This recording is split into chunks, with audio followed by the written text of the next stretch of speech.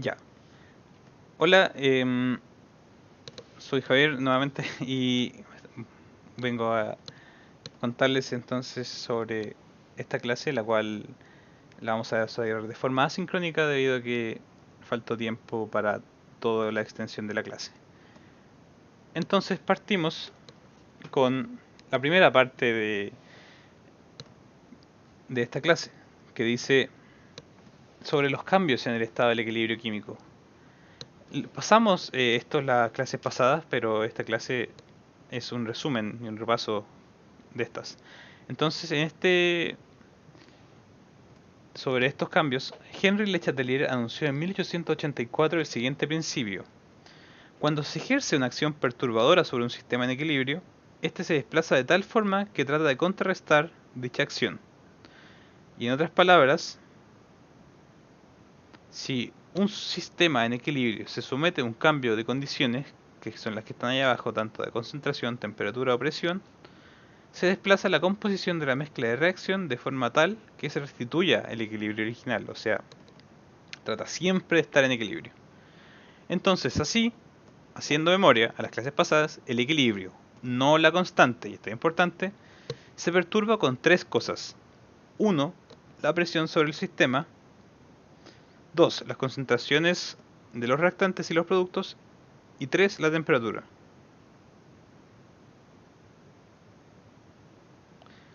Así, el día de hoy vamos a ver sobre estas tres perturbaciones.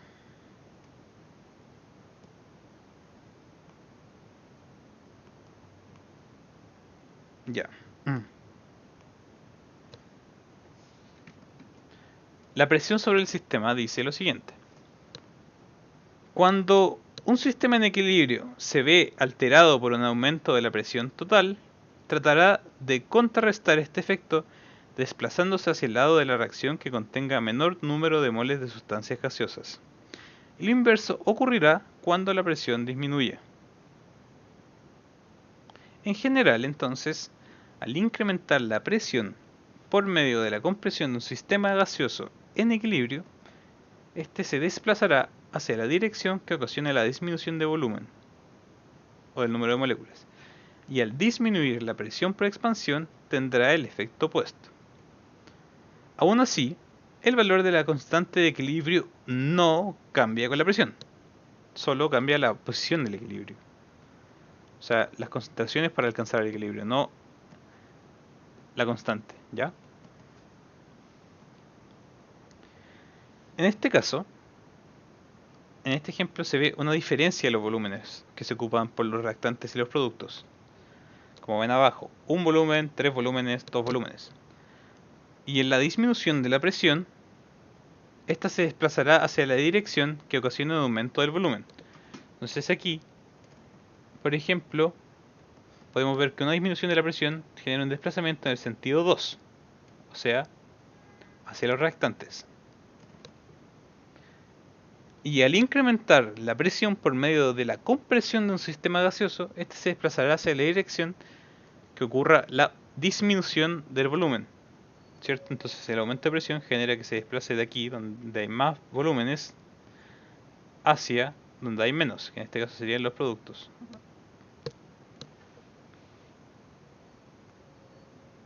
Y en este caso es un caso especial, porque un aumento o disminución en la presión no afecta el equilibrio, ya que tanto reactantes como productos ocupan igual volumen. Y aquí no debería ser 2 y 2, debería ser 1 y 1, 1, 2.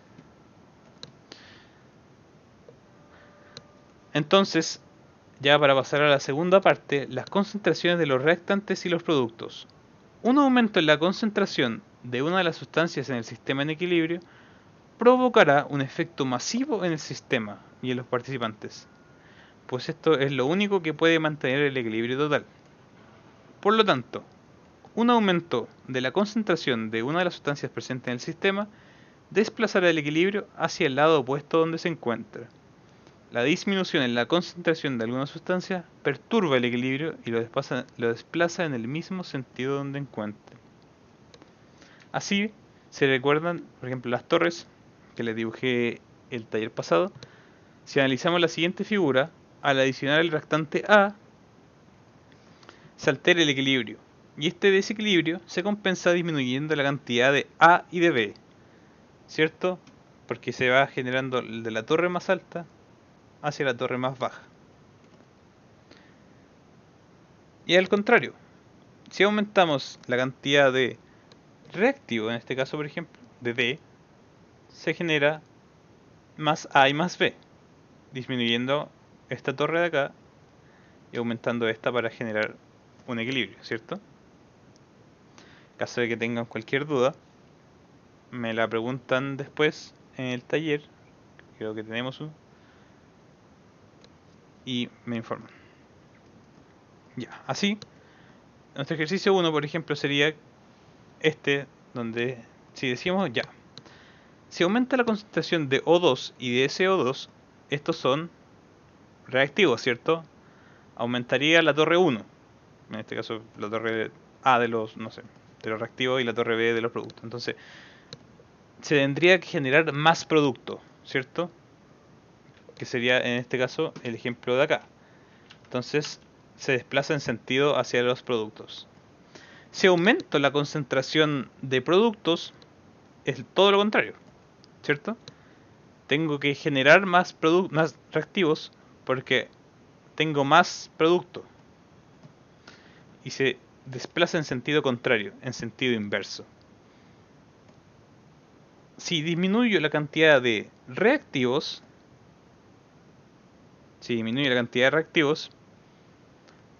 tendría más productos que reactivos, ¿cierto? Porque estaban antes en equilibrio. Entonces, como ahora hay menos reactivos, tengo que volver a obtener estos reactivos.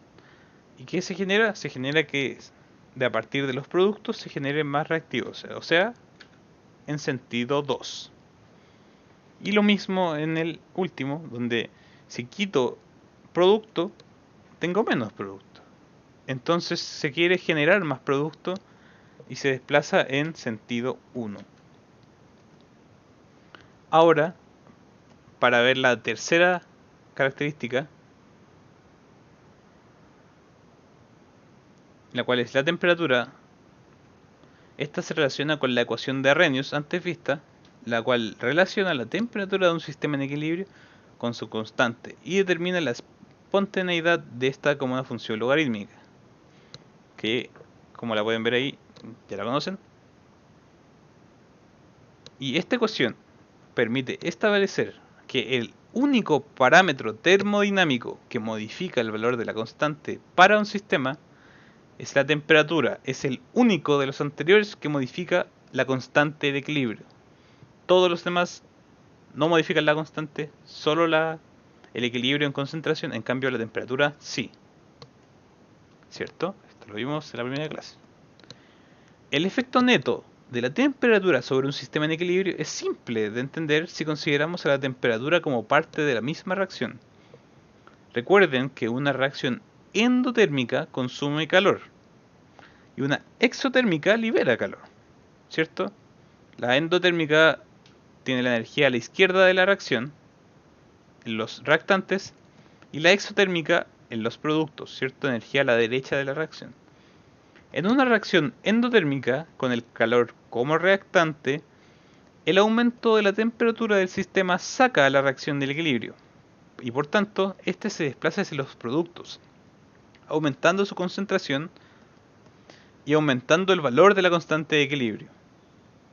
Y la disminución de la temperatura, en cambio, provocará el desplazamiento del equilibrio en el sentido opuesto, o sea, hacia los reactantes, aumentando la concentración de reactantes y disminuyendo el valor de la constante de equilibrio.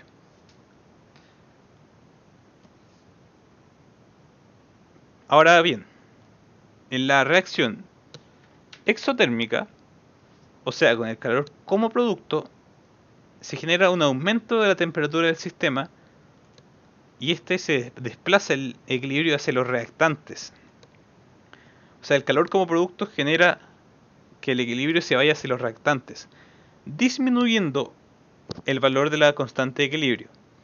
Sin embargo, si la temperatura disminuye, el sentido del equilibrio se orienta hacia el aumento en la concentración de los productos, o sea, hacia la derecha, aumentando el valor de la constante de equilibrio, ¿cierto? Muy bien. Entonces, en este ejemplo, esta reacción es exotérmica, en el sentido 1, y consecuentemente endotérmica en el sentido 2. Por lo tanto, un aumento en la temperatura generaría un desplazamiento en el sentido 2 y una disminución de la temperatura generaría un desplazamiento en el sentido 1. Y ahora, en resumen, podemos ver 4 reacciones distintas. La primera es una reacción del tipo exotérmica y genera un cambio de temperatura de incremento, ¿cierto? Pero, y es importante considerar esto, que en esta reacción exotérmica entonces el efecto sobre la constante de equilibrio es que ésta disminuye, ¿cierto? Pero en una reacción de tipo exotérmica como la segunda, si nosotros disminuimos la temperatura, por ejemplo, la ponemos en un refrigerador, por ejemplo, generamos que la constante de equilibrio aumente.